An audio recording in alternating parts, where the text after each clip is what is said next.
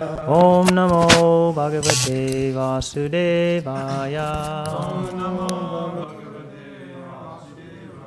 Narayanam Namaskritya Naram Chaiva Narottamam Devim Saraswatim Vyasam Tato Jayamudirayed Nashta Prayesha Badreshu Nityam Bhagavata Sevaya Bhagavati Uttama Shloke Bhaktir Bhavati Naishtaki. Reading from Srimad Bhagavatam, Canto 3, Chapter 12, entitled Creation of the Kumaras and Others. We are hearing, thank you, text 12, 13, and 14. Manyur, mahinaso, mahān, chiva, ṛtadhvajaḥ, Ugraretā, Bhava, kālo, vāmadevo, dhṛtavrataḥ. Manur, mahinaso, mahān, chiva, ṛtadhvajaḥ, Ugraretā, Bhava, kālo, vāmadevo, dhṛtavrataḥ. Manyu, mahinaso, mahān, chiva, ṛtadhvajaḥ, Ugraretā, Bhava, kālo, vāmadevo, dhṛtavrataḥ. Manyu, mahinaso, mahān, chiva, ṛtadhvajaḥ, Ugraretā, bhavaḥ, kālo, vāmadevo, dhṛtavrataḥ.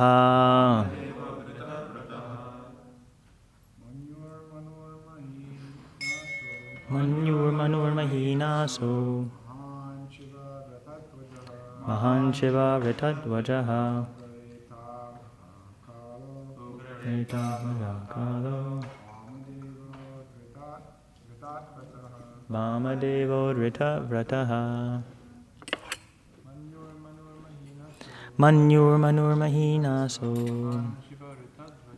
mahān, chiva, ṛtadhvajaḥ, Ugraretā, bhavaḥ, kālo,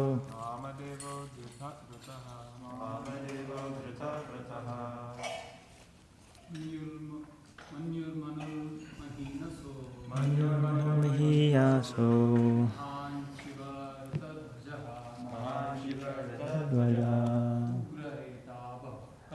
Ugraretā, bhavaḥ, kālo, vāmadevo, dhṛtavrataḥ.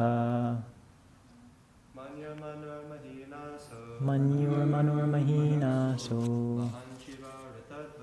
mahān, chiva, ṛtadhvajaḥ, Ugraretā, bhavaḥ, kālo, vāmadevo, dhṛtavrataḥ. Vaishnavis.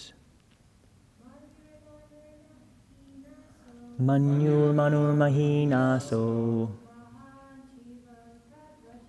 mahān, chiva, ṛtadhvajaḥ, Ugraretā, bhavaḥ, kālo, vāmadevo, dhṛtavrataḥ. Manyur, mahinaso, mahān, chiva, ṛtadhvajaḥ, Ugraretā, bhavaḥ, kālo, vāmadevo, dhṛtavrataḥ. Manyur, mahinaso, mahān, chiva, ṛtadhvajaḥ, Ugraretā, bhavaḥ, kālo, Vāmadevo dhṛtavrataḥ.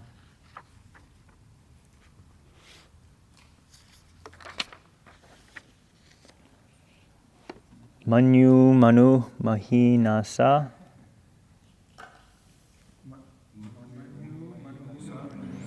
Mahān, Śiva, ṛtadhvajaḥ.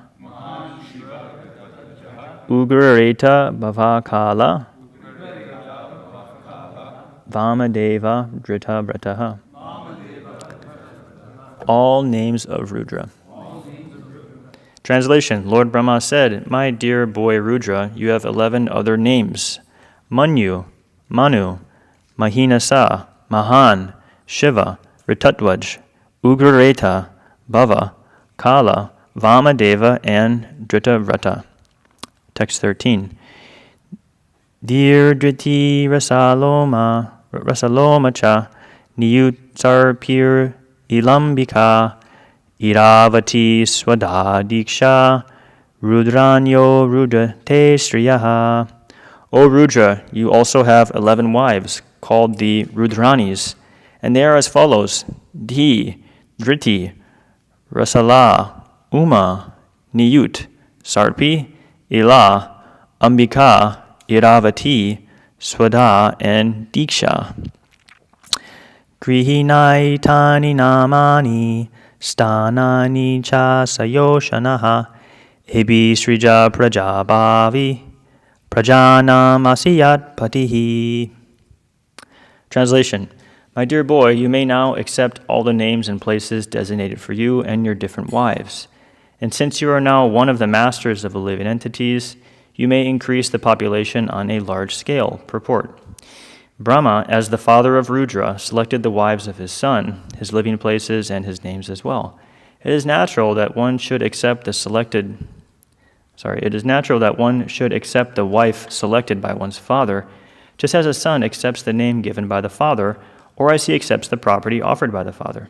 That is the general course in increasing the population of the world.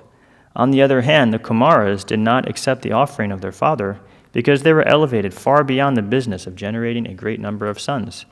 As the son can refuse the order of the father for higher purposes, so the father can refuse to maintain his sons in increasing population because of higher purposes. Om Ajnana Timirandasya Gyananjana Shalakaya Chakshurun Militam Jena Tasmai Shri Guruve Namaha.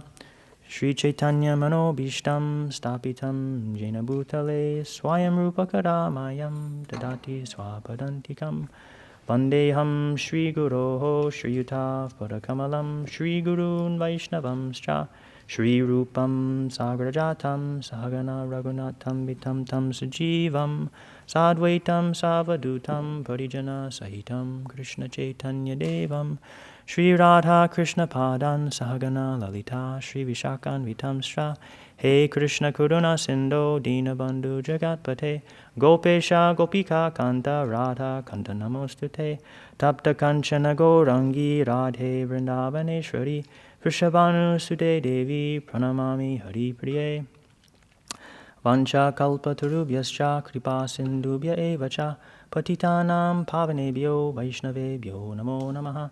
Jaya Shri Krishna Chaitanya Prabhu Nityananda Shri Advaita Gadadhar Śrivāsari Gaura Bhaktivinoda Nama Om Vishnu Paraya Krishna Prasaya Bhutale Srimate Vaisheshika Das Adhikari Iti Namine Nama Om Vishnu Paraya Krishna Prasaya Bhutale Srimate Bhakti Vedanta Swamin Iti Namine Namaste Saraswate Deve Gauravani Pracharine Nirvishesha Shunyavadi Paschatya Deshatarine Hare Krishna Krishna Krishna Hare Hare Hare Rama Rama Rama Hare Hare Mukam Karoti Vachalam Pangam Mangayate Girim Yat Kripaham Tamaham Vande Shri Gurum Dinatarinam Yat Kripaham Tamaham Vande Shri Gurum Dinatarinam Yat Kripaham Tamaham Vande Shri Gurum Dinatarinam.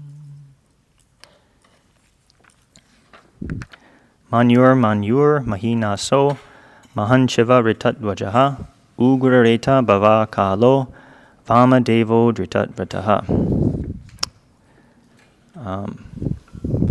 Obviously, I'm not Devamrita Swami, so sorry disappoint you all.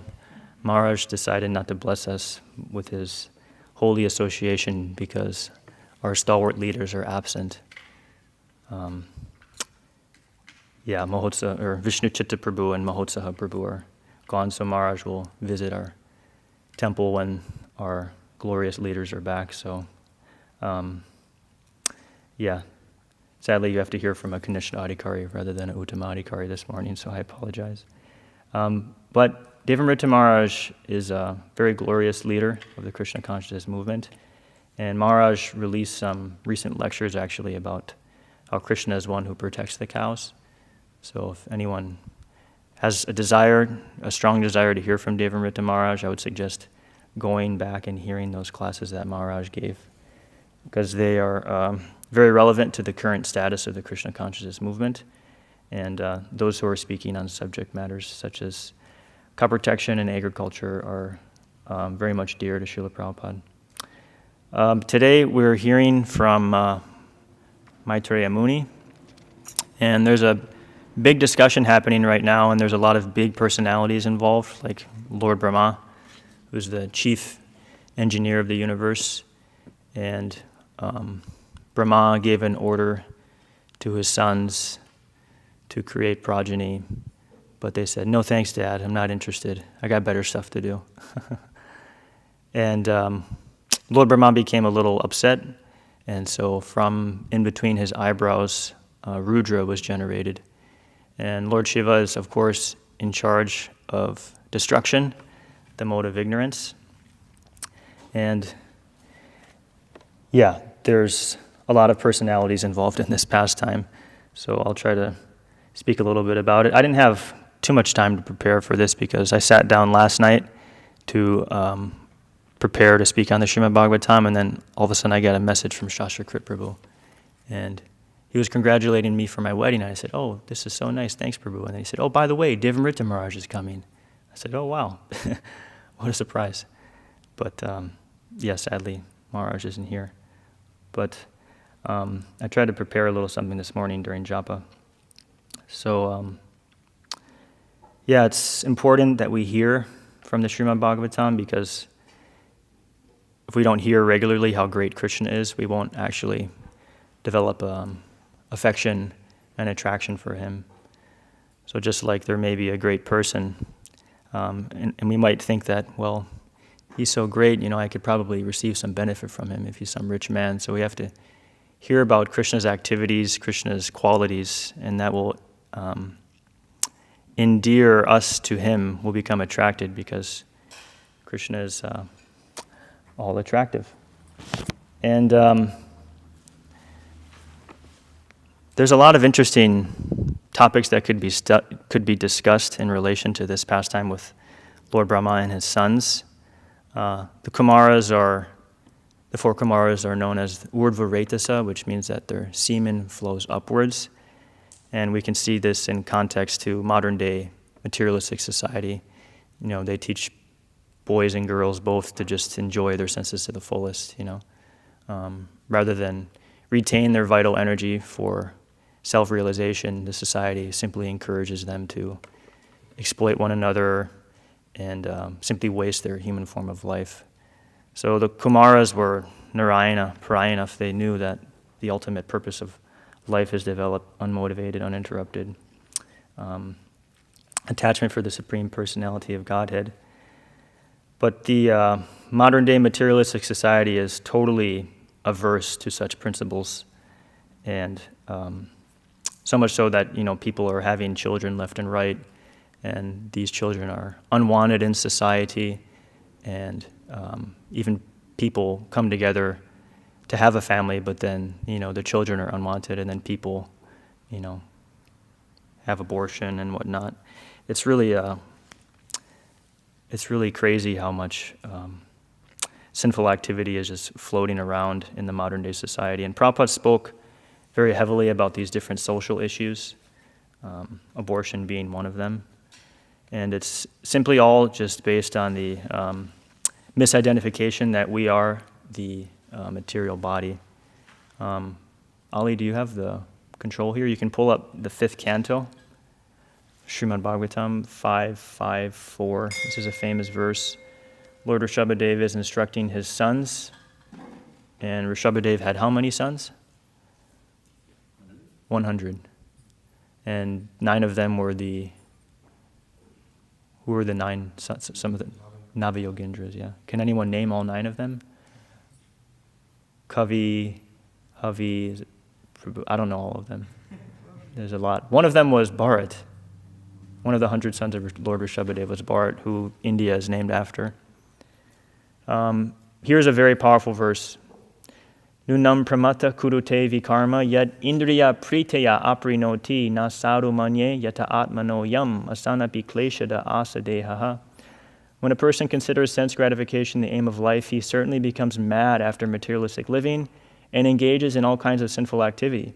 He does not know that due to his past misdeeds, he has already received a body which, although temporary, is the cause of his misery. Actually, the living entity should not have taken on a material body, but he has been awarded the material body for sense gratification. Therefore, I think it not befitting an intelligent man to involve himself again in the activities of sense gratification, by which he perpetually gets material bodies one after another. So this verse is just hammering on the material conception of life, that those who live in such a way to where their indriyas are preeti, they're enjoying their senses, are very, very dear to them. And this is the goal of life, so much so that they become pramata, they become mad, they become crazy, that they simply just are engaged in chewing the chewed. They think that the goal of life is just to enjoy. So obviously we should put a halt on such misconceptions and redirect all of our loving propensities towards serving Krishna, the Supreme Personality of Godhead. Very interesting in this purport today, Prabhupada is speaking about how a father gives not only the name to his son, but also the property that's offered. And Brahmā, the father of Lord Śiva, is even selecting his wives. So we can see how in Vedic culture there's ultimate dependence on one's authorities, one's superiors. In the varnashrama system, the boy and girl were matched by the parents, not according to their material qualifications. People nowadays, they think that, well, I have a nice body. She also has a nice body. I'm working in this nice job. She also works the IT job. And they come together, but the material qualifications doesn't necessitate their spiritual development. This is also sung by Kunti Devi in the first canto. These 4 things, Janma, Aishwarya, Shruta, and Bir, Shri, that, one's material opulence, one's beauty, one's intelligence, none of these are actually qualifications to become appreciated by Krishna. So the material assets are, just broken pieces of glass. They're really not considerations for attaining the ultimate goal of life, which is to develop love for the Supreme Personality of Godhead. Prahlad Maharaj says the same thing in the 7th canto, which we can see in relation to Gajendra's pastime. Manye danabhijana rupa taposha tojas teja prabhava balabodasha buddhi yogaha naradayan hidavanti parasya pumso bhaktya tutoshta bhagavan gajayuta paya. All of these different qualities, one's strength or bodily luster or education, all of these different material things don't qualify one for devotional service, actually. So people are stressing so much on the material side of life and not understanding that, we are indeed spirit soul. But it's not that the material makeup of a person isn't considered in whatever it be, whether it's a marriage or a relationship or whatever, a business transaction or something like that. We do have a material body which comes with certain, propensities. So it's not that the material things in Krishna consciousness are neglected completely, but they're not accepted as the all in all. And everything in Srila Prabhupada's books should help us understand more this Daiva Varnashrama system. And Bhakti Vikas Maharaj corrected me, actually. I was meeting with, my wife and I met with Maharaj before our wedding, and I was saying, yeah, Maharaj, we want to dedicate our lives to Daivi Varnashram. And Maharaj says, it's not Daivi, it's Daiva. And anyways, it's something I've been trying to correct myself with saying, but Daiva Varnashrama system, and I think it's because there's this verse in the Gita where Krishna says, Daivi Esha Gunamayi, that these material energies are very hard to cross over, but if one surrenders unto Krishna, it becomes very easy. Dhṛtavrataḥ, it's very, very, very hard to cross over. But if we surrender to Krishna or unto Krishna's representative, certainly it becomes as easy as anything by the grace of the Lord. And such personalities are Tasmad Gurum Prapadyeta Jignasu Shreya Uttamam Shabde Pari Chanishnatam Brahman Upashamashrayam. The Bhagavatam states that one should surrender oneself unto a person who is fixed in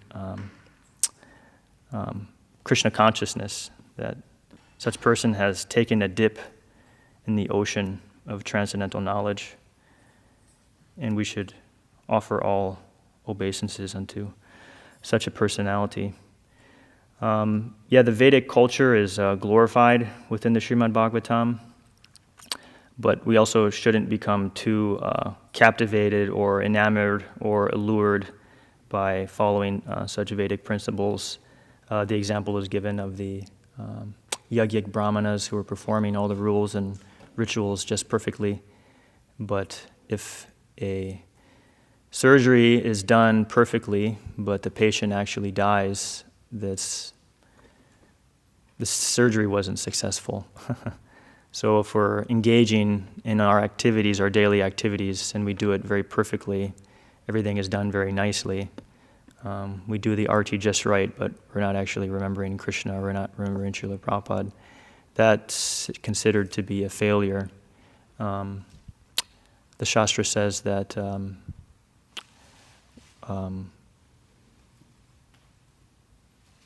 Naivado eva kinkaraha, that all of the rules and regulations of the Shastras are simply servants of the principle that one should always remember Krishna and one should never forget him. So, if we do things very perfectly but we forget Krishna, it's certainly a loss on our end. But the Srimad Bhagavatam also says in the 5th chapter of the 1st canto, Tyaktvasa dharmam charanam bhujam harer bhajana pakvo tapatet tato yadi yatra kvavabhadram abura mushakim kovarta apto bhajatam swadharmataha.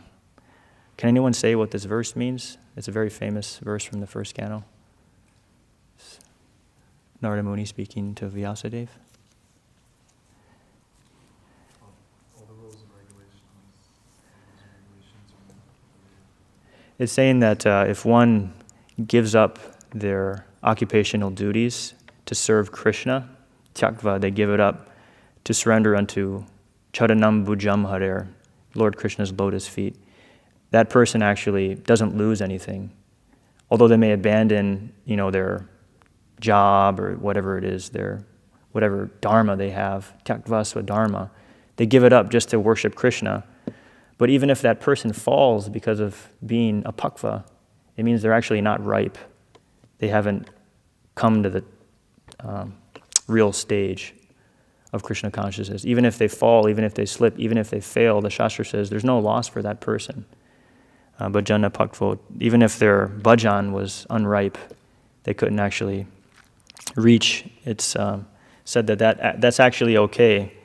And Srila Prabhupada writes in the purport of this verse that, that might be in the Bhagavad Gita. Anyways, Prabhupada references the Christians, I think, somewhere. He says that, as the Christians say, what profiteth a man if he gains the whole world but loses his eternal soul? So, yeah, there's a lot to accomplish within this world, and at the end of all, it's just going to be taken away. It's going to be smashed to dust, and all we'll be left is we'll be left with whatever spiritual inclinations that we've cultivated in our short span of life. Just like I wasn't so prepared to give this class, and death can come at any moment. The Bhagavad Gita says that yam yam vapi smaram bhavam, that whatever bhava one is situated in, that atmosphere they'll attain in their next birth. So death can come at any moment, so we should always be very cautious and very diligent in our activities, in our physical activities, in our mental activities, because who knows when death may come. And there's a nice pastime in the Srimad Bhagavatam. I was hearing, I can't remember what name of the king is, but he was on a battlefield, and he was a very valiant soldier. He was a very powerful fighter, and somehow he gets killed by his enemies, and he dies biting his lip to show off his prowess. And then all of his queens come, and they're just bawling their eyes out, oh no, our king is gone, our king is gone. And I don't know what canto this is in, but seventh canto. And then was there some boy that comes and says, well, actually, y'all are really an illusion. You actually never even saw your husband. You saw him doing these different things, and his body is here. But yeah, it's just I'm trying to make a connection that there's just this huge misunderstanding that we are the material body. So to rid ourselves of this temporary conception, we have to hear again and again and again and again daily submit our consciousness to Srila Prabhupada's instructions, and hear very often, very regularly, almost all the time, 24/7 hours a day, if we can, hear from our spiritual masters, from our Shiksha gurus. Trying to stay true to today's purport. The father is always concerned about the how to help have the son attain his ultimate benefit.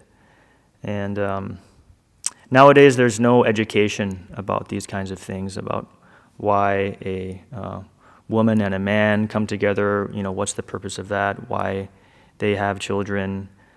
People don't understand that it's actually a responsibility to achieve the higher goals of life. Srila Prabhupada was trying to push forward this aspect of the Krishna consciousness movement, that the Daiva Varnashrama system be established. But we can see even in our country, in America, there's some temples that are just hardly maintaining themselves. And the kinds of activities that are conducted within the temple are glorious, but everything's just sort of running on a generator. There's a bhakta program, and there's some deity worship. And there's just a temple slammed in the middle of some big cities and stuff like that. But we can see how the Krishna consciousness movement is suffering because of misapplication of Srila Prabhupada's teachings in regards to, Varnashram, Dharma, Vaishnava etiquette.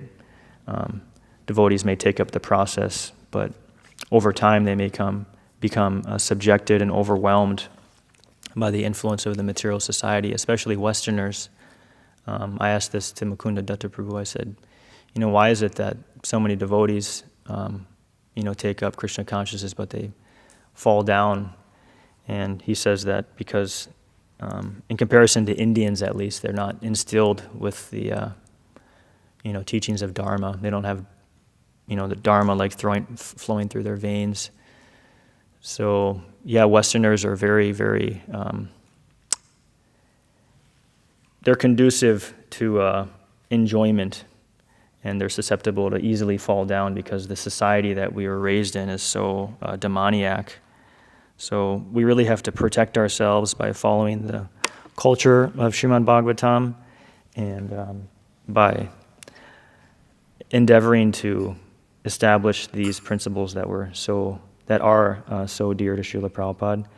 Because Srila Prabhupada actually said that his farm projects will envelop the world in Krishna consciousness, especially in America.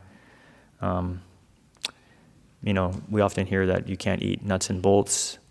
Prabhupada said that people are just going to starve because they can't grow their own food. So, yeah, we can show people that, hey, you can have a nice chapati smothered in ghee, cooked on a wood stove. It's just such a, how, the higher taste, come on, people really don't know what they're missing out on. It's something Srila Prabhupada said, that it's a complete overhaul of the materialistic society, and it's really like, swimming up a river. But thankfully we have the blessings of the acharyas behind us, and I was thinking this the other day that, Chandanacharya Prabhu and Ali Krishna Prabhu are getting a lot of reciprocation from their online preaching efforts. They're getting thousands of emails and hundreds of thousands of people seeing what they're presenting. And I think there's a statement maybe in the Bhaktisiddhanta Vaibhav that is from Gaur Kishore Das Babaji Maharaj, where he says that, if you push on Krishna consciousness, you'll receive, all facility, you'll receive, all opulence, all manpower, all the facilities to make way for the Sankirtan movement of Sri Chaitanya Mahaprabhu. Prabhupada mentioned something interesting towards the end of the purport, that the Kumaras refused the order of their father because they were enacting, they had higher purpose, so they refused the order of their father. So to analyze this a little bit, it's not that one is correct and the other is incorrect. Like Maharaj Priyavrata was given an order to get married, and some pretty big personalities came and told him to do the right thing, and so he accepted. But the Kumaras are on the other end, where they're saying actually, they refuse such an order. So we should always be honest and aware of where we're at in our spiritual life, and we should make an honest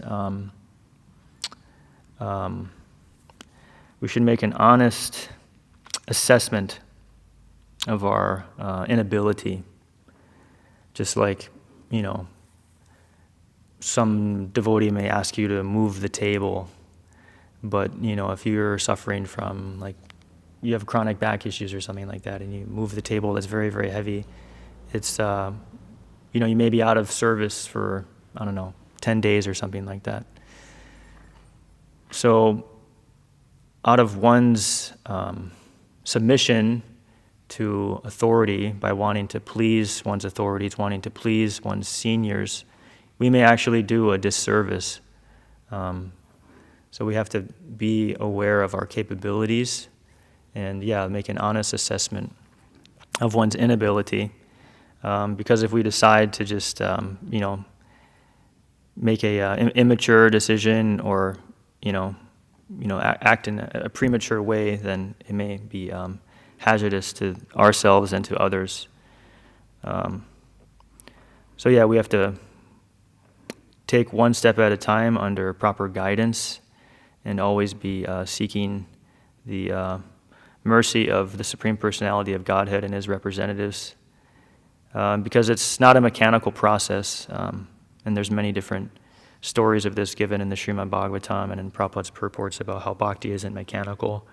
And an example that's coming to mind right now is Narada Muni, who had darshan of the Supreme Personality of Godhead, and then he wanted to see Krishna again, and he tried, and he tried, and he tried, and he tried, but Krishna didn't reveal himself. He gave him just a little taste so that he would be in rapture on meditation on the Supreme Personality of Godhead throughout his life, so that he could attain him in a future birth. So it's not mechanical. We can even perform the, mechanical process of hearing and chanting, which Prabhupada says actually gives benefit, but it doesn't necessitate that, we'll be, divya gyan hriday prakashito. It's not that the divine knowledge is going to be revealed to us simply if we try to go through the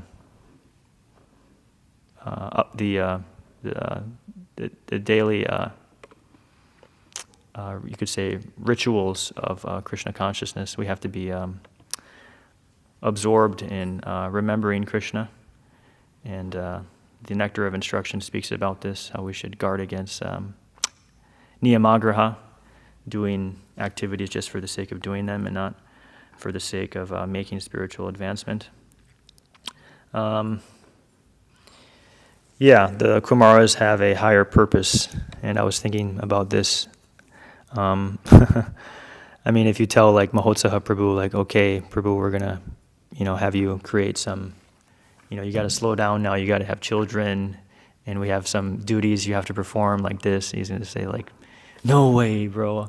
I'm going on TSKP like this, So there's certain personalities who have certain duties, and just like Bhakti-Vikash Maharaj gives that example of that devotee who was doing whatever computer work for like 30 years of his life, and then he found out that he came from like a caste of weavers, and then he was just thinking like, wow, I feel so satisfied, I feel so happy now that I'm finally properly situated. And the Srimad Bhagavatam also states that Jnane prayasya mudapasya namanta eva jivanti samukaritam bhavadiya vartam stane stita shruti gatam tanavan manobir je prayaso jitta jito yapi chaistri lokam. That if one remains established in one's situated social position and they just simply go about hearing about Krishna, then that's the best thing to do, actually, to remain situated in one's established social position.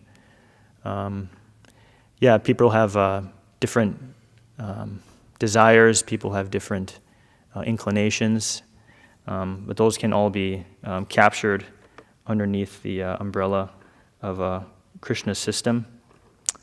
And we as devotees have a privilege and also a duty to protect Krishna's system. Because those who protect Dharma, Dharma protects them. And we'll certainly benefit by following in the footsteps of the previous acharyas.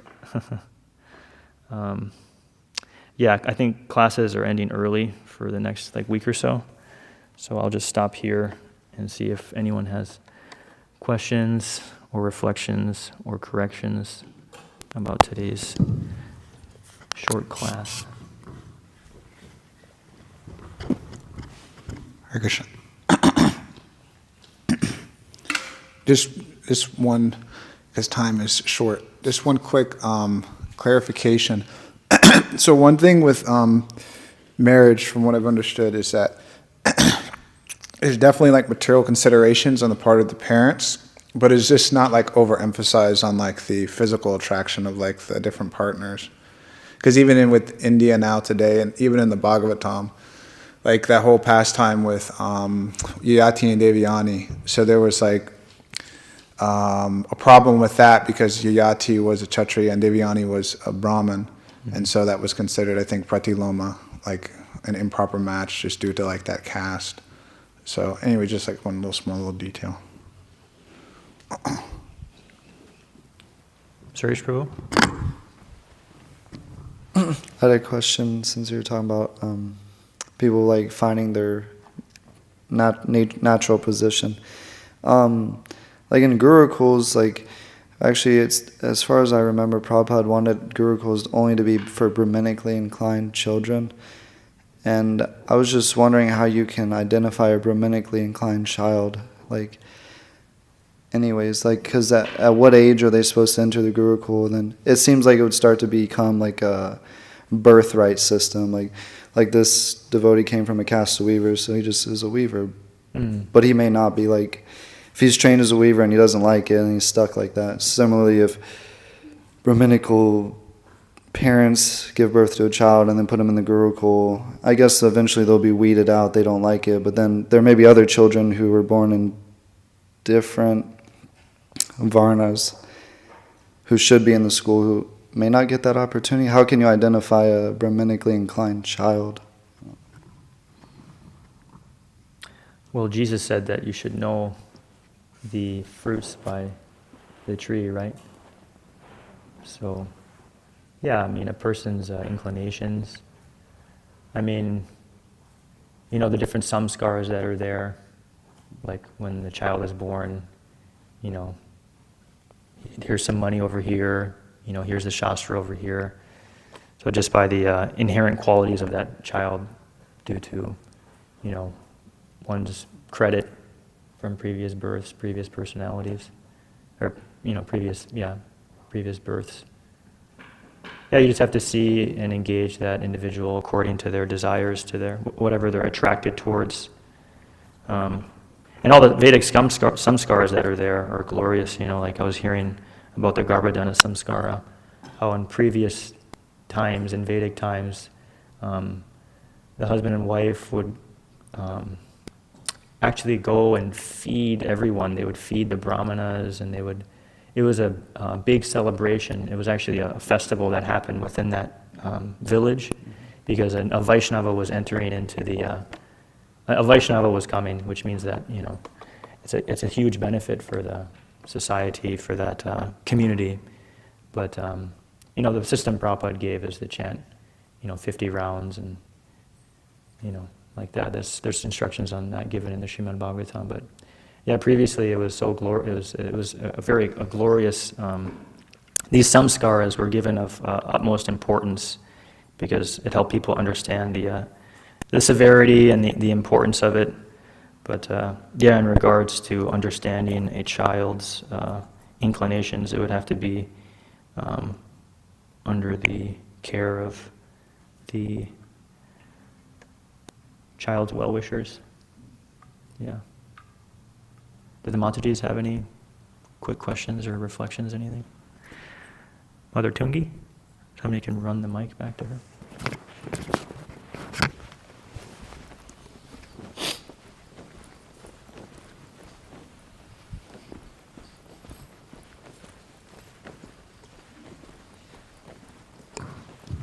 Well, breakfast will be a little late. I had a mishap in the kitchen. Hopefully he didn't cut off his finger or something. It's a mishap. So you spoke on executing one's dharma, and then also for somebody to be in their natural position. My question is for people who are, of course, they're materially inclined to just work their jobs, like outside of Krishna consciousness.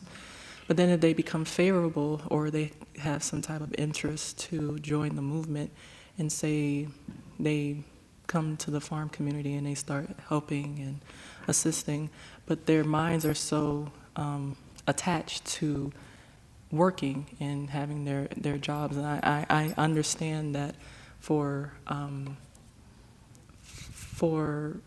some people who come into the movement, they may need to balance their material and their spiritual life.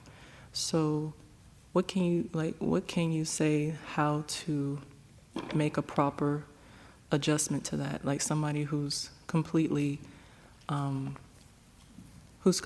attached to working their jobs, but then they also have to be spiritually inclined, like actually take up to the process. Yeah, this question was asked to Srila Prabhupada by one of his disciples, and Prabhupada gave a very nice answer. He said that this temple is made of brick and stone, and he says your home is also made of brick and stone. So he instructed his disciple to stay in his home and worship Chaitanya Mahaprabhu and Lord Nityananda, because the majority of the population, like you're saying, are, interested in family life. People like to work. They want to work a job. And we're also experiencing the reality of our project that, not everyone just wants to become a monk and live life as a renunciate. A majority of Lord Chaitanya's followers were grihastas, and Advaita Acharya, Lord Nityananda. Chaitanya Mahaprabhu was married twice. Srila Prabhupada always encouraged his followers to keep Guru and Krishna in the center and have a happy life as a householder, although some people think that those two words don't go together, happy and householder, but Srila Prabhupada wanted happy householders to push forward the Krishna consciousness movement. It requires a tremendous amount of responsibility and sobriety to do so, because it is true that you are in touch more with the material energy, but the acharyas sing that whether one is living in the griha or one is living in the vana, if they're a renunciate moving about the forest, eating roots and fruits, or they're living in a home, making chapatis on a wood stove, feeding their kids, it's all good, because the attitude of such personalities is centered on worshiping Krishna.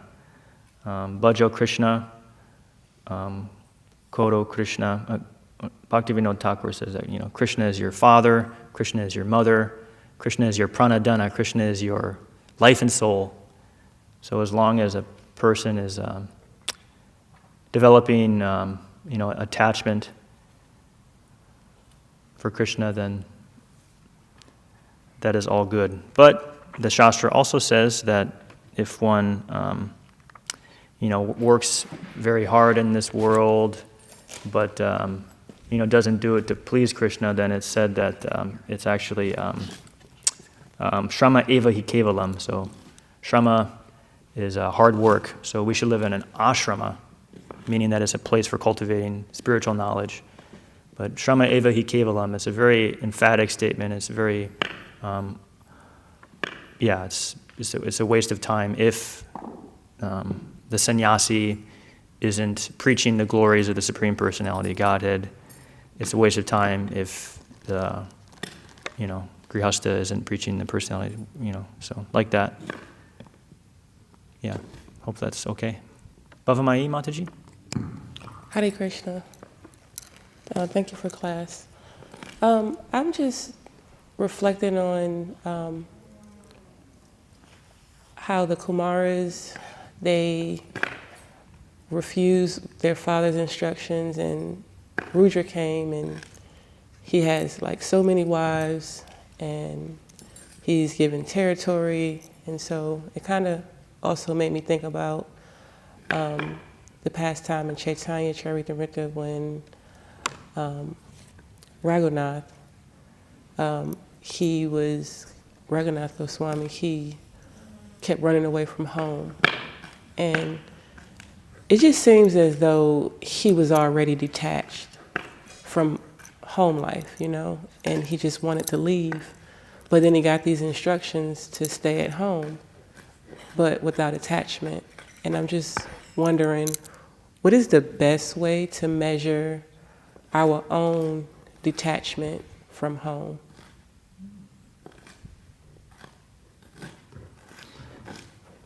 Yeah, I've been encouraged by my own spiritual master and even devotees like Apurva Prabhu and Mother Kamalini, that, for those who are situated in the home, that the best advice they can follow is to invite others into their home, to feed them prasadam, to read Bhagavad Gita together, to chant the Hare Krishna Mahamantra, to sing bhajans.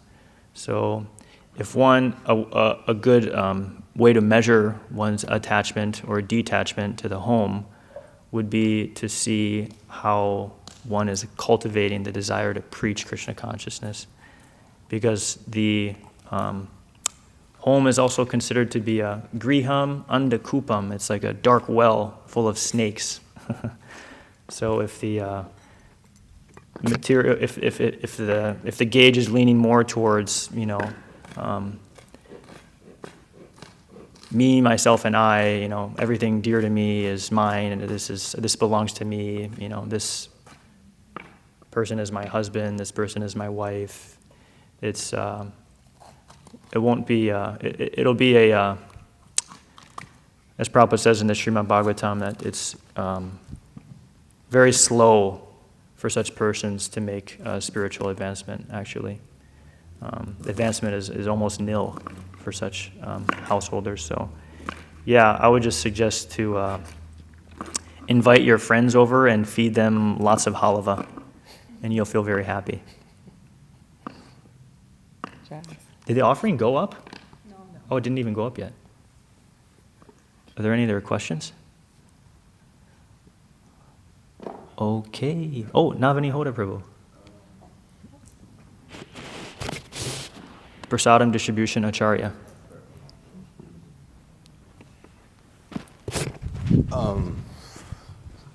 The last sentence in the purport of text 14, saying that the duty, if a father gives up the duty of taking care of their sons for a higher purpose, there's no fault in that. This kind of was. Yeah.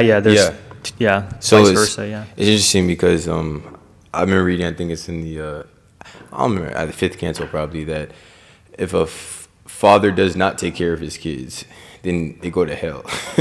Or a mother doesn't take care of their kids, they go to hell because it's their dharma to do so. Right. And then you also see like devotees in like the 70s, they would send their kids off to Gurukul in Mayapur, right? Because they would do like preaching or book distribution. Yeah. And what happened was the kids ended up being envious of Krishna consciousness. Yeah. Because they didn't have proper support from their parents. But I don't know if you can clarify that, because it's interesting. On one end, Prabhupada saying it's no fault on the parent for not taking care of the kids, but then you see the repercussions of it. Yeah, that is interesting, huh? As the son can refuse the order of the father for higher purposes, so the father can refuse to maintain his sons in increasing population because of higher purposes. I heard a devotee say once that the Shastra is like one's mother, and the mother will sometimes embrace the child, and sometimes the mother will also punish the child. So according to one's, but it's never contradictory. The mother is just catering to the needs of the child. And I'm thinking of this letter that was written to Bhakti Vikash Maharaj, which is in Mothers and Masters, where this Mataji says, for so many years, I was engaged in book distribution and Sankirtan, but now I'm living in the home. How can I serve you, Guru Dev? And then Maharaj just writes back saying, you should speak to your senior god sister. And then this Mataji writes this whole long, elaborate letter with like so many references in Shastra. It's really, really nice. But this Mataji's senior god sister said that she went to the temple, I think on Janmashtami or Radhashtami, and she was baking for the deity or something like that, like baking a cake or something. And then her child was just at home, like crying.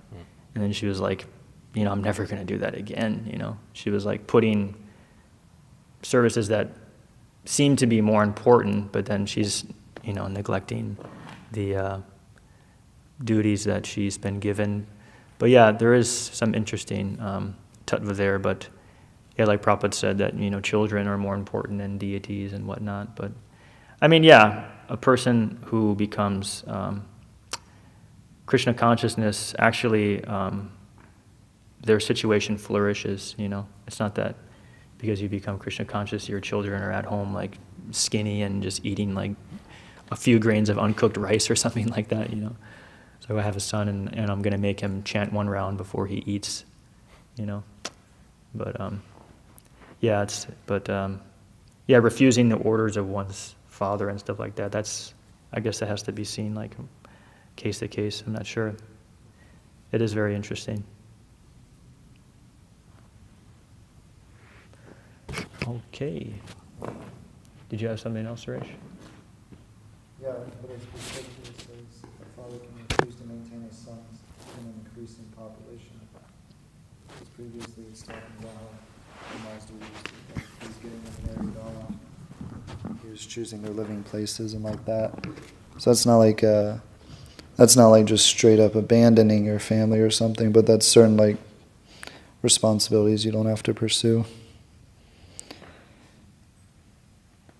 because of higher purposes. Yeah. I remember me and you had that. That's what's coming to mind. I know you're probably going to quote it too. He was, yeah. Anyways, elephant in the room. I was like, he's gonna bring it up. I was like, but yeah. But it says in increasing population. This one specifically is talking about that. You know how like you don't have to like make sure all your sons and daughters get married, perhaps because you want to take vanaprastha instead, or sannyas maybe if you're that advanced. Yeah, better to inquire to the sadhus or the guru in such circumstances. See how I should move forward. Yeah. Kalki Prabhu. Controversial thing, just for you. Order in the court. Hare Krishna. Anyways, I was going to say some stuff about this last sentence, but I didn't want to go into this time factor. It's definitely an interesting sentence, and generally you see the first part of it within the Shastra more so than the second part. But as far as like, anyways, this maintaining is there too, but there is like the example that Prabhupada give of Sridhar Swami. I don't know, are you familiar with that story, Suresh, or with Sridhar Swami? Prabhupada would tell the example that, so Sridhar Swami's wife just had a child, and then the mother died, which usually, well, not usually, but that Wait, wasn't Sridhar so Swami uncommon. was a grihastha? Yeah. Oh, okay, I didn't know. Before. And so she died, and then he had this child, and then he was thinking, well, like I was eventually planning on taking sannyas, and like now that's not going to happen because my wife is dead, and I have to like maintain this child by myself. Oh. And when he was thinking that, he saw a lizard. I think a lizard just gave birth or something. But anyways, there was like a baby lizard, and it was just there by itself. And then it like some fly like entered into its mouth, and he ate it, the lizard. And so he had the realization from that. I mean, this is like great, like exalted spiritual personalities. It's not just some ordinary, ordinary people. But when he saw that, he understood that Krishna is actually maintaining everybody, and then Krishna will maintain his child. So then he left and took sannyas. But one thing too, with these cases like this of like, sons or fathers, there should be like some real, like substantial, like spiritual benefit for society. Because we see like Ramanujacharya like left his wife when she was like young over like some, whatever. She was criticizing his guru. But the amount of benefit that he gave to the world is like unparalleled. So that's also just like justify those things, that these individuals, they may, like leave their sons. We also see too with Vena's father, was it Maharaj Agna, that Vena was causing like problems and such, and he was young and then he left. Of course there's like, he's like the king, so there's no problem of maintaining, but like you could say that was like his dharma. But anyways, the thing it can get like tricky as to what is what. But the main thing I would say is that people that, whether they refuse to get married or whatever, or refuse to marry their sons, generally with women, you don't really see so much of them just like straight up renouncing like that. Usually they perform their roles and follow in society. It's really rare actually. But generally it has to be seen that there should be like some great contribution to society, like spiritual. And then another angle of looking at that too would be of just like, there's the varnashram order, and so sannyas is there, and then it's understood that like, whatever, there's like extended family and things like that and checked. So it's not that someone's like offspring would just die. So. They're good examples. Sridhar Swami He just left. Care with someone. He put it under the. He just left. It just You're strapped talking it. about Acharya or the disciple Srila Prabhupada? I'm talking about the Acharya Okay. that wrote commentary on the Bhagavatam. Yeah. Yeah. He just. It's what it seems the way Prabhupada told it. He saw that and he just left. I mean, it's there. There's not so many examples of that, but the point is that like some like great personalities like that, that's the thing though, that they're completely surrendered to Krishna, and then they do things that are like according to worldly standards, like unimaginable. But they're so like surrendered and so dedicated to Krishna. Krishna takes care of those things. And then it also shows, I mean, that they're able to like do those things and focus on their Krishna consciousness. Because one symptom also of individuals that they may not be so spiritually realized, they may do things and then it's kind of like dragging on in their mind for like so long. Go like, I had such a good job, why did I give that up and move into the temple? Or I had such like a nice wife, why did I leave her? Or, whatever. I should, I'm here in India in some random temple, I could be in Europe, like on the beach, or like that. That's like this like hankering and lamenting. I think like material considerations about what may have been proper back then and now, because like even like the concept of polygamy, like Prabhupada really was saying that the disciples weren't fit, and by judicial standards it's not like allowed, like that. So like it seems like you'd have to be careful to like bring these pastimes up in a sense that like it may provoke someone to think like they can abandon their children. Yeah. Well, I mean, the point is that like, yeah, you have to be like careful, but then I mean, that's why there's like commentary and all these other things and like devotees to like explain and guide. But like these things like are there. There are like things that like, great acharyas have like done that like not everybody should imitate, but they show like the highest standard of like Krishna consciousness, of like surrendering. And then you could say, well, there's like both sides to it like also. But I mean, like we're supposed to like be there to like defend the acharyas. Like the point is Sridhar Swami did that, but it's not that like we hide that away or just like we don't like speak of that or like criticize them for that. We have to like uphold like the glories of our acharyas and like what they did and like explain that. So And then we have to follow our spiritual master. yeah, then the guru like tells us where we're at. Yeah. So like that. But it's like in any situation. Anyways, but in any situation it's like we always get like superior guidance and like like what the Father's order is like there. And that's why this situation here is so unique, because they didn't do what the Father said. So that's like a historical like moment in like the history of the universe. Yeah, Chaitanya Mahaprabhu took sannyas for the benefit of the whole world, right?